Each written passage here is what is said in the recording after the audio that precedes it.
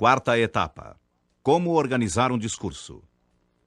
Para se organizar um discurso de maneira adequada, é preciso, antes de tudo, haver sinceridade e honestidade nas palavras, bem como uma dosagem correta de calor ao dizê-las. É conhecida a história do pequeno pastor que, de tanto gritar "lobo" para caçoar com seus companheiros, deixou de ser atendido quando deles realmente precisou. Assim também, o orador habituado a exagerar o que diz ou a dar ênfase excessiva a um fato que não requeira tanto calor, deixa de ser acreditado pelo seu público. Por outro lado, aquele que não sabe pôr a energia certa, a inflexão correta em sua fala, temperando-a de acordo com a ocasião e o público ouvinte, não será capaz de captar a atenção do auditório.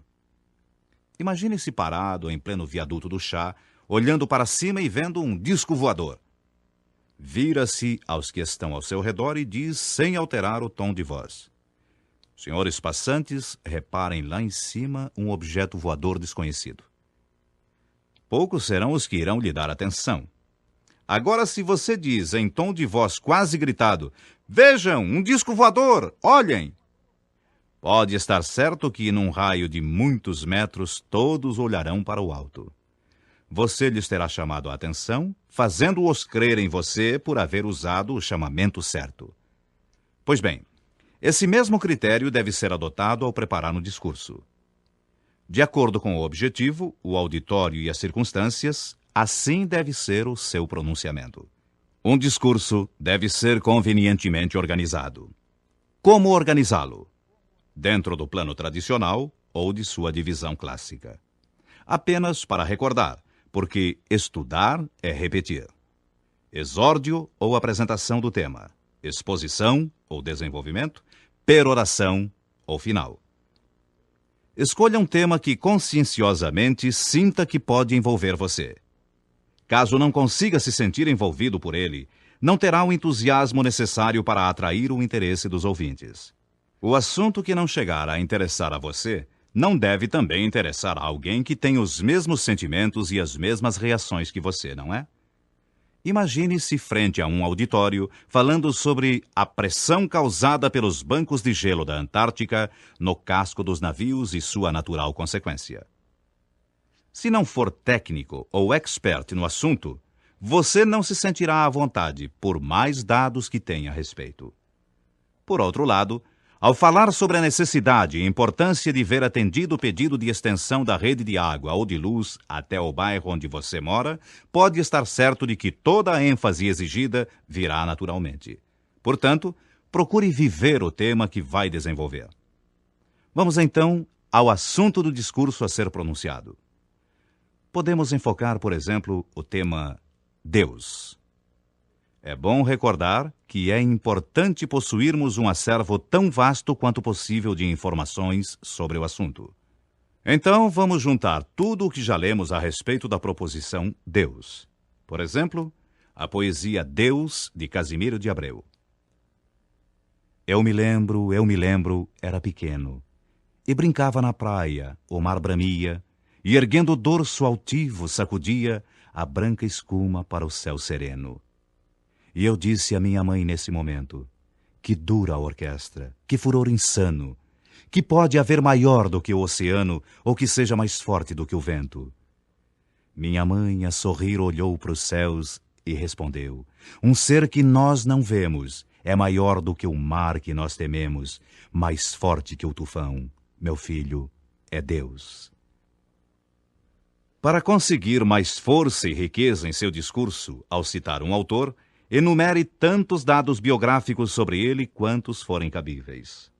No presente caso, cite que Casimiro de Abreu nasceu em Barra de São João, na província do Rio de Janeiro, a 4 de janeiro de 1839, e faleceu em Nova Friburgo, a 18 de outubro de 1860, com a idade de apenas 20 anos. É considerado um dos mais populares poetas brasileiros, além de ser o que melhor canta os folguedos da infância e os encantos da natureza de nossa terra. No reino da poesia, seu acervo é pequeno, embora muito rico.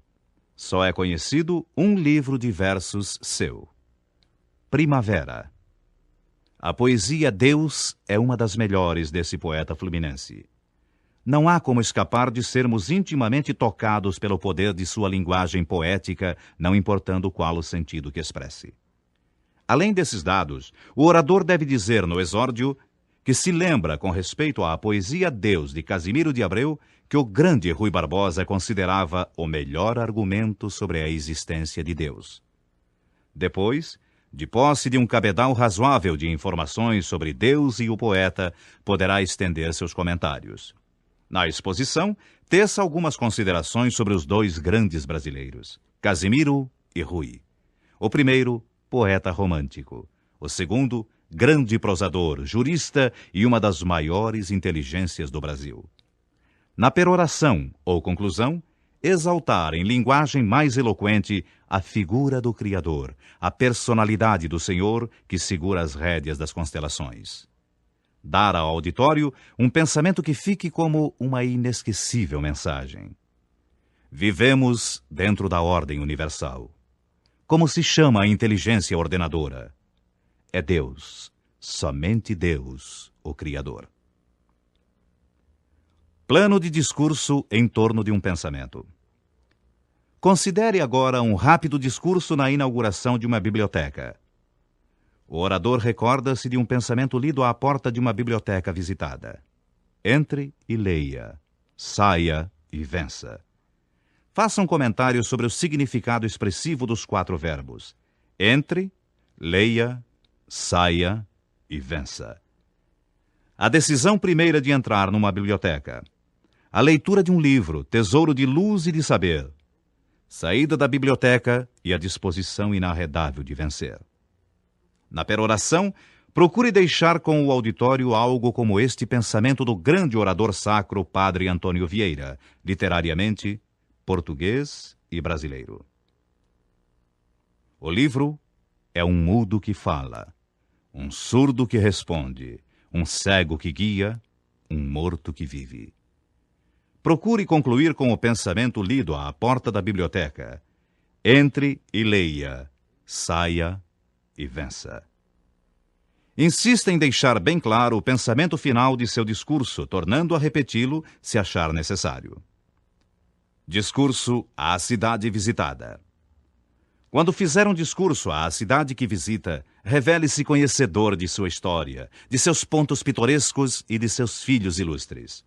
Assim você conseguirá despertar o interesse do auditório, mostrando-se bem documentado a respeito do município que sinceramente elogia, proclamando as suas reais qualidades. Discurso baseado numa história. Você pode organizar um discurso baseado numa história comovente ou emocionante, ou mesmo atraente e agradável. O saudoso Malbatã, pseudônimo do ilustre professor Júlio César de Melo e Souza, no livro Seleções, uma resenha de seus melhores contos, revela-nos a história O Amor e o Velho Barqueiro. Chegando afinal à margem do grande rio, o amor avistou 3 barqueiros que se achavam indolentes, recostados às pedras. Dirigiu-se ao primeiro. Queres, meu bom amigo, levar-me para a outra margem do rio? Respondeu o interpelado com voz triste e cheio de angústia. Não posso, menino. É impossível para mim. O amor recorreu então ao segundo barqueiro, que se divertia em atirar pedrinhas ao seio tumultuoso da correnteza. Não posso, respondeu secamente. O terceiro e último barqueiro, que parecia o mais velho, não esperou que o amor viesse pedir-lhe auxílio. Levantou-se tranquilo e, estendendo-lhe bondoso a larga mão forte, disse-lhe: Vem comigo, menino. Levo-te sem demora para o outro lado.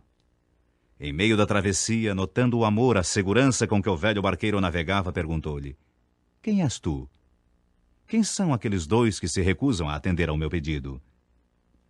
Menino, respondeu paciente o bom remador, o primeiro é o sofrimento. O segundo é o desprezo. Bem sabes que o sofrimento e o desprezo não fazem passar o amor. E tu, quem és, afinal? Eu sou o tempo, meu filho, atalhou o velho barqueiro. Aprende para sempre a generosa verdade. Só o tempo é que faz passar o amor. e continuou a remar numa cadência certa, como se o movimento de seus braços possantes fossem regulados por um pêndulo invisível e eterno. Sofrimento, desprezo. Que importa tudo isso ao coração apaixonado? O tempo, e só o tempo, é que faz passar o amor. A linda história está em Seleções, coletânea dos melhores contos de Malbatã, mas podemos encontrá-la também em seu livro Minha Vida Querida. O orador poderá referir-se resumidamente à história e dar sua interpretação pessoal. Poderá o tempo fazer passar o amor? Discurso para o Dia das Mães. Existem vários discursos e poemas sobre a palavra mãe. Uma das mais belas páginas antológicas é Retrato de Mãe, de Dom Ramón Ángel Jara, bispo de La Serena, Chile, aqui mostrado na excelente tradução de Guilherme de Almeida. Uma simples mulher existe que, pela imensidade de seu amor, tem um pouco de Deus. E pela constância de sua dedicação tem muito de anjo. Que, sendo moça, pensa como um ancião. E, sendo velha, age com as forças todas da juventude. Quando ignorante, melhor que qualquer sábio desvenda os segredos da vida. Pobre, sabe enriquecer-se com a felicidade dos que ama. E rica, empobrecer-se para que seu coração não sangre ferido pelos ingratos. Forte, entretanto, estremece ao choro de uma criancinha. E fraca, entretanto, se alteia com a bravura dos leões. Viva, não sabemos dar valor, porque à sua sombra todas as dores se apagam. E morta, tudo o que somos e tudo o que temos daríamos para vê-la de novo e dela receber um aperto de seus braços, uma palavra de seus lábios. Não exijam de mim que diga o nome dessa mulher, se não quiserem que ensope de lágrimas este álbum. Porque eu a vi passar no meu caminho. Quando crescerem seus filhos, leiam para eles esta página. Eles lhes cobrirão de beijos a fronte e dirão que um pobre viandante, em troca da suntuosa hospedagem recebida, aqui deixou para todos o retrato de sua própria mãe. Você tem a página antológica diante dos olhos, completa.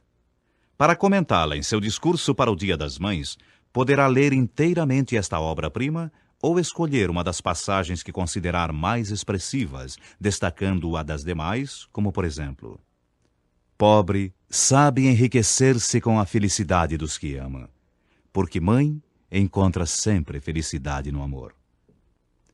Uma página de Cecília Meirelles. A grande poetisa Cecília Meirelles também foi excelente prosadora. Assim se referiu à palavra mãe numa perfeita alocução. Dia e noite, de norte a sul, de leste a oeste, na imensa cruz do mundo, estão os olhos das mães contemplando, vigiando, acompanhando, defendendo seus filhos. Pensais que às vezes estão distraídas, fatigadas, perdidas em outras ocupações? Reparai bem e vereis como estão sempre numa profunda comunicação com os filhos, sensíveis a tudo que os afeta, por mais longe que andem, por mais complicados que sejam os seus rumos, por mais difíceis que a vida torne seus encontros ou suas mensagens. Porque as mães são essa constante vigília, esse eterno socorro, essa infinita proteção. Mesmo os filhos pródigos o sentem secretamente no silêncio de sua alma. E longe ou perto, viva ou morta, obscura ou gloriosa, para ela estendem os braços luminosos ou sombrios dos que não precisam dizer nome algum para serem ouvidos, dos que apenas balbuciam como em pequeninos o mais breve apelo: Mãe. Leia em voz alta esta página de Cecília Meirelles. Procure interpretá-la com suas próprias palavras, salientando um pensamento dominante que deva ser guardado como a mensagem final. Porque as mães são essa constante vigília, esse eterno socorro, essa infinita proteção. Quando houver palavras difíceis, leia-as pausadamente, sílaba por sílaba, e depois de uma só vez, aumentando a velocidade, como por exemplo, institucionalizar. Lendo sempre em voz alta, você encontrará mais facilidade para educar a sua memória visual e auditiva. Seleção de pensamentos para o seu discurso. A grande lua sobe como o rosto eterno da noite. Há tantas pessoas que ainda são más, porque até agora não foram suficientemente amadas. Nada de verdadeiramente grande se faz sem uma parcela de amor. O espírito se enriquece com aquilo que recebe, o coração com aquilo que se dá. O meu segredo é muito simples. Só se vê bem com o coração. O essencial é invisível aos olhos. Uma vida é uma obra de arte. Não há poema mais belo que viver em plenitude. Aonde quer que vás, leva teu coração. A infelicidade tem isto de bom. Faz-nos conhecer os verdadeiros amigos. Abrir a sua porta é fácil. Muito mais difícil é abrir o coração às tristezas, sofrimentos e aflições dos que nos batem à porta. A única maneira de ter um amigo é ser um deles. A amizade é o perfume da vida, a flor que Deus, na sua bondade, colocou no meio dos espinhos que nos ferem a cada passo. É tão grande o mistério da palavra que o mar é um monossílabo. Se ages contra a justiça e eu te deixo agir, a injustiça é minha. É muito fácil ser bom, mais difícil é ser justo. Pertence ao que tem fome o pão que desperdiças, e ao que está nu o agasalho que conservas nos teus guardados. Aqui termina esta etapa. Para melhor aproveitamento do programa que você vem fazendo, é importante que ouça cada uma das etapas em ordem sequencial e tantas vezes quantas achar necessário para uma boa assimilação do assunto abordado.